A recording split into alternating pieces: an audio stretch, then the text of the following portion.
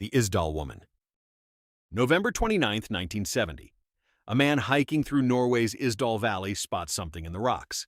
A body, badly burned, surrounded by a dozen sleeping pills, 2 bottles of liquor, and the melted remains of a passport. Police arrive, and almost immediately, they realize this is not a normal death. Every single label has been cut from her clothing. Her shoes, her dress, her undergarments, meticulously stripped of anything that could identify a brand, a country, a manufacturer. Whoever she was, she did not want to be found. Or someone didn't want her found. In her suitcase, recovered from a train station locker, investigators find wigs, multiple pairs of glasses with non-prescription lenses, and 9 different fake passports, each with a different name, each from a different European country. 9 identities, 0 real ones. But it gets weirder. Inside the suitcase, police also find a diary. Not a normal diary, a coded one. Rows of letters and numbers that seem to correspond to dates and cities across Europe. When investigators crack parts of the code, they map her movements. She'd been bouncing between hotel rooms in Norway, Germany, Italy, and Switzerland, never staying more than a couple of nights, always checking in under a different alias. That's not tourist behavior. That's tradecraft. This is what intelligence operatives do. And this is 1970. The Cold War is at full boil. Norway shares a border with the Soviet Union. The country is crawling with spies from both sides. NATO, the KGB, everyone's got assets on the ground. The espionage theory fits like a glove. Multiple identities, coded diary, label-free clothing to prevent geographic tracing, a woman who moved like smoke through half a continent, and then burned. But here's where it gets frustrating. Norwegian police reopened the case in 2016. New forensic tools, isotope analysis on her teeth to narrow down where she grew up, DNA profiling that didn't even exist in 1970. The isotopes placed her childhood somewhere along the French-German border. Forensic genealogy traced distant family connections across Europe. They got tantalizingly close. And then, the same wall. Every lead evaporates. Every thread dead ends into a ghost. 54 years later, we have her teeth, her travel patterns, her distant relatives, and a suitcase full of disguises. But we still don't have the one thing that matters, her name. She didn't just die anonymous. She was engineered to be anonymous, and whoever did the engineering was very, very good at their job. The boy in the box. February 1957. A cardboard box sits in a brushy clearing off Susquehanna Road in Philadelphia. Inside it, a boy, naked, wrapped in a flannel blanket, no older than 4 or 5. His hair had been freshly cut, clipped close recently. His body had been recently bathed. Someone had cleaned him, someone had groomed him, and then someone had killed him. Police canvassed the neighborhood. They distributed flyers, 400,000 of them, across the entire eastern seaboard, and nobody called. Not one parent, not one relative, not one neighbor said, "That's my child." Think about that. A child, a real, living child, existed in mid-century America and left almost no evidence that he'd ever been alive. No birth certificate matched him, no school enrollment, no hospital records, no dental records. He became known as America's unknown child, buried in a pauper's grave under a donated headstone that read, "Heavenly Father, bless this unknown boy." For 65 years, detectives kept trying. Leads came in, leads went nowhere, witnesses recanted, suspects died. Then, in 2019, forensic genealogy did what 65 years of detective work couldn't. They gave him a name. Joseph Augustus Zarelli, born to a family in Philadelphia, a family that, by all accounts, knew he existed. And here's where it gets worse. You'd think a name would break the case wide open. You'd think it's the key that unlocks everything. The parents, the motive, the killer. It didn't. His parents are dead. The extended family either didn't know about him or won't talk. The name answered the smallest question and made the biggest one louder. Who killed Joseph Zarelli? How does a child get bathed, groomed, murdered, and placed in a box, and the entire city of Philadelphia just moves on? The answer might be the most disturbing part of all. Some children aren't invisible because they're hidden. They're invisible because nobody is looking. The Zodiac Cipher. Most serial killers want to disappear. The Zodiac Killer wanted to be read. Between 1968 and 1969, he killed at least 5 people across Northern California. But that's not what made him infamous. What made him infamous was this. He mailed 4 encrypted ciphers to newspapers and basically dared the entire country to figure out who he was. The first cipher, a 408-character grid of symbols, was cracked in a week. Not by the FBI, not by military intelligence, by a high school teacher and his wife sitting at their kitchen table. The decoded message was chilling. He described the thrill of killing, but it contained zero identifying information. No name, no address, nothing. But the second cipher, the 340, that one broke everybody. The FBI tried, the NSA tried, thousands of amateur code breakers around the world tried. For 51 years, nobody could crack it. 51 years. Then, in 2020, a software developer named David Orenchak, along with two other code breakers, finally solved it. The trick? The Zodiac hadn't just substituted symbols for letters, he'd scrambled the message into sections and read them diagonally. It was essentially a jigsaw puzzle wrapped in a substitution cipher wrapped in misdirection. And when they finally pieced it together, the decoded message said, basically, that he wasn't going to tell anyone who he was. Half a century of collective human brainpower, and the answer was, I'm not telling. Now, here's where it gets really uncomfortable. There are still 2 unsolved Zodiac ciphers, and a growing number of cryptography experts believe they might be unsolvable, not because they're too complex, but because they might not mean anything at all. Think about that. The most famous unsolved ciphers in criminal history might just be random gibberish, designed not to communicate, but to waste time. And if that's true, then the Zodiac didn't just kill people. He built a trap out of pure curiosity, and we're still sitting in it 60 years later. Hinterkaifeck, Bavaria, 1922. A farmer named Andreas Gruber tells his neighbors something strange. He found footprints in the snow leading from the edge of the forest to his farmhouse, but no footprints leading back. He also heard footsteps in the attic, found a newspaper nobody in the family had bought, and his house keys had gone missing days earlier. He told people about it, laughed it off, didn't call the police. Days later, all 6 people on that farm were dead. Andreas, his wife, his widowed daughter, and her 2 children ages 7 and 2, even the maid, who had started work that very day. The murder weapon was a mattock, basically a pickaxe crossed with a hoe. Heavy, brutal, personal. But here's where this case goes from horrifying to something that keeps criminologists awake a century later. The bodies in the barn were stacked. Not thrown, not left where they fell. Stacked, covered with hay, which means the victims were lured to the barn one by one. One family member walks to the barn, doesn't come back. So the next one goes to check, doesn't come back. Then the next. The 2-year-old, little Joseph, was found in his crib inside the house. He wasn't killed in the barn, he was killed alone, after everyone else was already gone. And then, the killer didn't leave. For days, someone lived in that house with 6 dead bodies. They fed the livestock. They ate food from the kitchen. Smoke was seen rising from the chimney after the murders. Whoever did this wasn't running. They were settling in. Over the next 100 years, police investigated more than 100 suspects. Neighbors, relatives, drifters, a traveling craftsman, even Andreas Gruber's own son-in-law, who had reportedly threatened the family before. Every single one was cleared or died before they could be charged. 100 suspects, 0 convictions. And here's the theory that haunts investigators most. The killer wasn't a stranger passing through. They knew this family. They knew the layout of the farm. They knew which board in the attic creaked and which one didn't. Remember those footprints? Leading in, but never out. The leading theory is that the killer left through the house, walking out onto a swept path or packed snow where their tracks blended with the family's own daily routines. They didn't need to disappear, they just needed to walk back into town and be nobody special. Most unsolved murders haunt us because the killer is unknown. Hinterkaifeck haunts us because the killer was probably known. To the victims, to the neighbors, maybe even to the investigators. Proximity isn't a clue, it's the perfect camouflage. The Beaumont Children. January 26, 1966, Australia Day. A mother hands her eldest daughter a few coins for the bus, waves goodbye, and sends all 3 of her children to the beach alone. And that wasn't unusual. That was just how 1966 worked. Jane was 9, Arno was 7, Grant was 4. They caught the bus to Glenelg Beach, a 10-minute ride they'd taken dozens of times. They were supposed to be home by noon. By 3 o'clock, their mother drove to the beach to find them. They were gone. No towels left behind, no sandals, no trace that 3 children had ever been there at all. But here's the thing. People had seen them. Multiple witnesses reported the Beaumont children playing with a tall, thin, blonde man they didn't seem to know. Witnesses said the children seemed comfortable with him, laughing, playing, like they'd met him before. That man was never identified. Not then, not now, not once in nearly 60 years. The search for the Beaumont children became the largest investigation in Australian history. Thousands of tips, hundreds of suspects.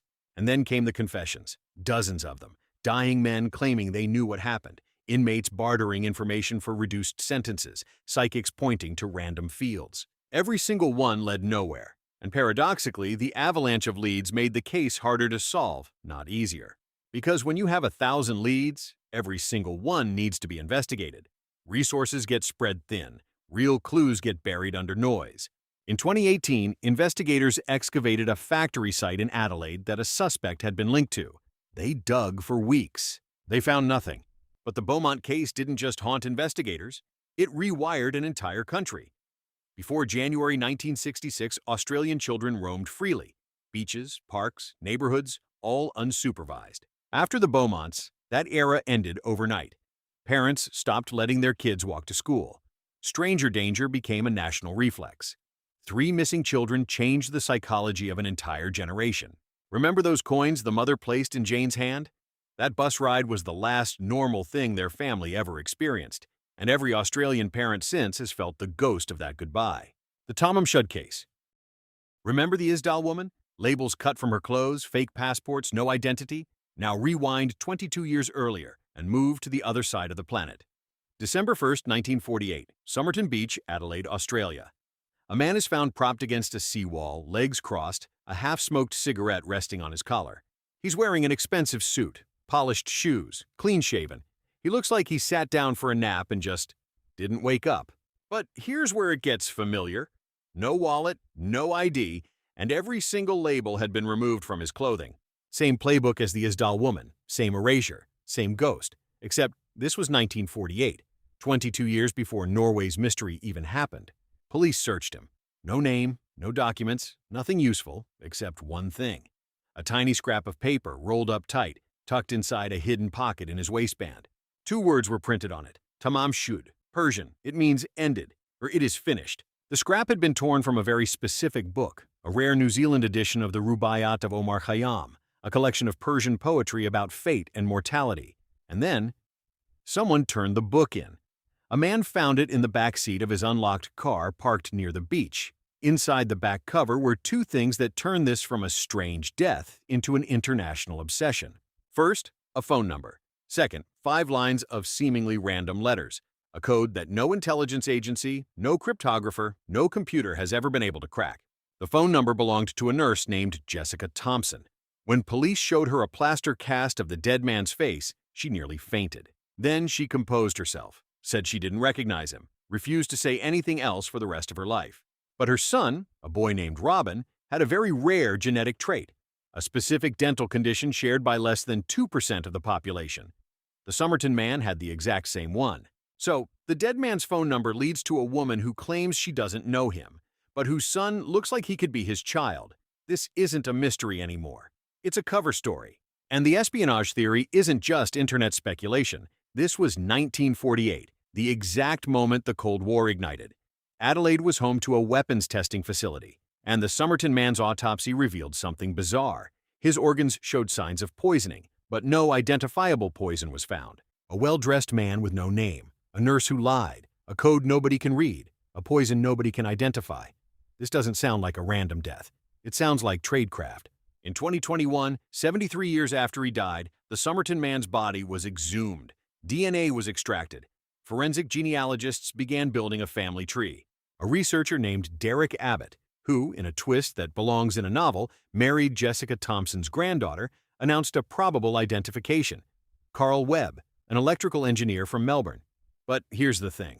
That identification hasn't been officially confirmed. Other researchers dispute it. And even if Carl Webb is the right name, it answers nothing about why he died, who killed him, or what that code means. 2 bodies, 2 continents, 2 decades apart, both stripped of every identifying mark, both carrying items designed to say something without ever being understood. The Isdal Woman and the Somerton man aren't just cold cases. They're the same kind of ghost. And that makes you wonder, how many other perfectly dressed, perfectly erased people washed up on beaches during the Cold War and were simply buried and forgotten? The Springfield Three.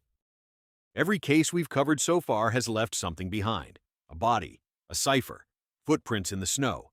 This one left nothing. June 7, 1992. Cheryl Levitt, her daughter Susie, and Susie's friend Stacy McCall had just come off a high school graduation party. 3 women, 1 house, 1 night.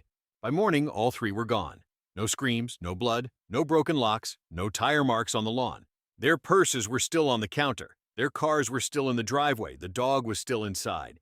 It's like someone hit pause on their lives and pressed erase. There was exactly one anomaly in that entire house: the porch light. The glass globe had been unscrewed, broken, and placed neatly in a trash can. Not smashed in a struggle. Placed deliberately. Investigators have argued about that light for over 30 years. Was it broken to darken the porch before an abduction? Was it the dog? Was it completely unrelated?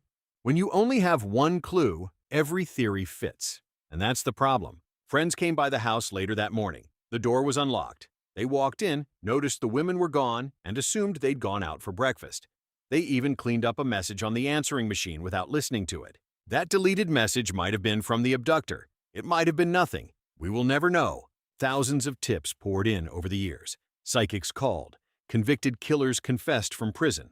Every lead ended the same way, in a wall. But one rumor has refused to die. In 1997, a retired investigator claimed the 3 women were buried under the parking garage of a newly built hospital on the north side of Springfield.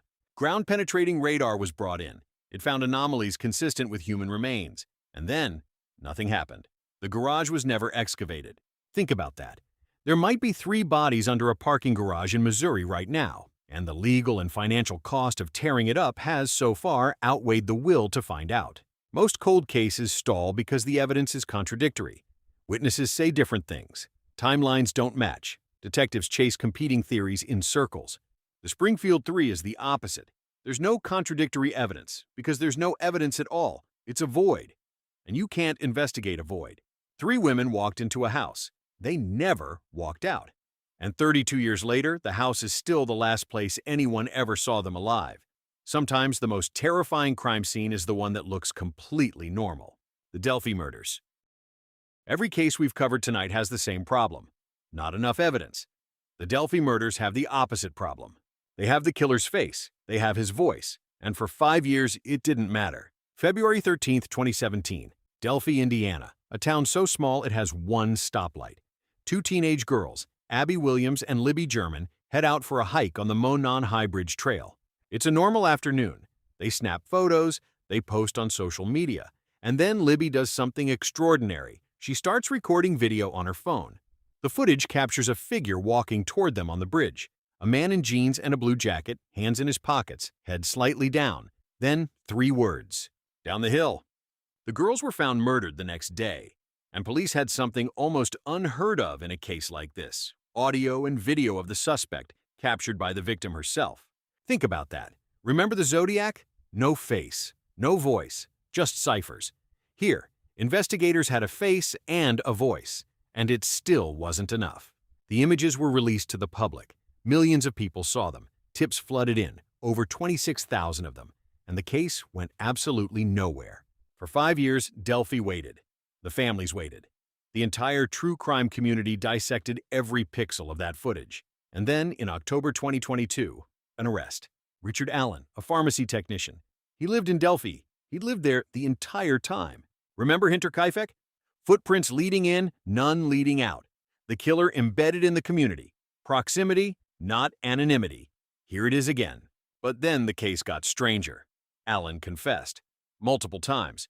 In prison, he reportedly confessed over 60 times to guards, to his wife, in phone calls. And then he retracted them. All of them.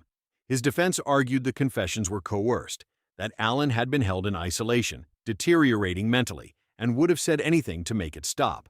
The trial in late 2024 was chaos. No DNA evidence linking Allen to the crime scene. The prosecution's key physical evidence? A bullet found near the bodies that they said matched Allen's gun, not from being fired, but from being cycled through it. An unfired bullet. That's the linchpin of a double murder case. Let that sit for a second. Allen was convicted. But the skepticism didn't end. It intensified. Defense attorneys alleged evidence had been mishandled. A key investigator was removed from the case, and many analysts pointed out that Allen's own confessions contradicted known facts about the crime scene. A conviction is supposed to be the end of a story. This one feels like the start of a new mystery, and that's the thesis of everything we've seen tonight. We assume that evidence solves cases. A face, a voice, a cipher, a name, DNA. But evidence doesn't solve cases. People do, and people forget. People lie. People file a tip in the wrong drawer. People let a suspect walk because the sketch doesn't match the photo. The Isdal woman removed her labels. The boy in the box had no name for 65 years. The Zodiac's cipher said nothing useful. Hinterkaifeck's killer never left. The Beaumont children walked into sunlight and vanished. The Somerton man carried a scrap of poetry. The Springfield Three left without a trace, and Libby German filmed her own killer, and it still almost wasn't enough. 8 cases, exposed to millions. And the truth is still out there, buried under human error, institutional failure, and the terrifying possibility that some answers simply don't want to be found.